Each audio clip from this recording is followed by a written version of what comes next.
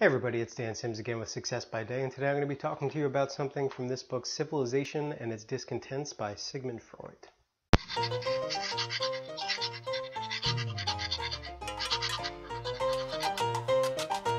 In the third section of this essay, really, it was originally an essay, Freud says, when we start to consider the possibility, we come across a point of view which is so amazing that we will pause over it. According to it, our so-called civilization itself is to blame for a great part of our misery, and we should be much happier if we were to give it up and go back to primitive conditions.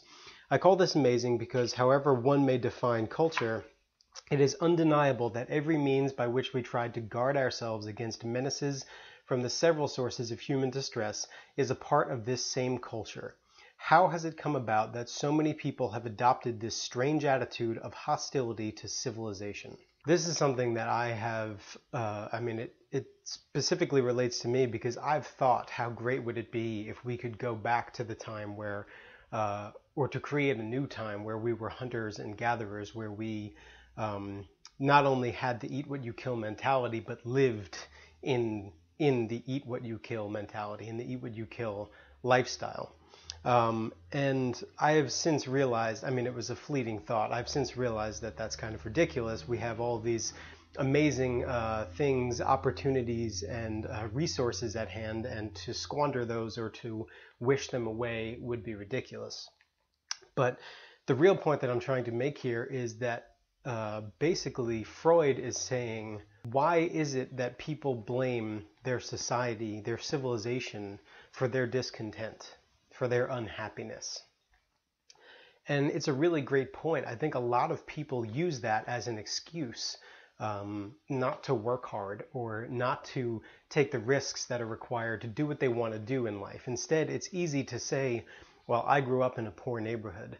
I grew up without opportunities. The school system that I went to didn't offer me AP courses or Regents exams or distinguished teachers and faculty and all these different things from the largely defined society down to the family, the small society. People say, well, I wasn't brought up in a rich household, that's why I'm not rich, or I was never taught how to save money, or all these different things. The point I'm trying to make is that these are all excuses. At some point in your life, if you want anything to be different at all, you need to take responsibility for the things that you have and the things that you are. No one is going to come along and move you, take you from where you are and put you where you want to be. That responsibility falls solely on your shoulders. If you want a change, you have to stop making excuses. You have to stop blaming civilization and the place you grew up and your parents and your school system and the opportunities that you may or may not have had and the wealth that you grew up with and your friends and everything around you. Stop blaming those things. They may play a very small part, but you are in control of everything in your life. And ultimately, if there's something in your life that you want to change, you can change it. You can get away from the family that never taught you anything beneficial. You can get away from the town that never offered you the opportunities you needed. If there's something in your life that you want, you have to go get it yourself and stop blaming the things around you. So that's your Success by Day for today. I hope that was helpful. I will leave a link in the description to this book, Civilization and Its Discontents by Sigmund Freud, and I will see you next time.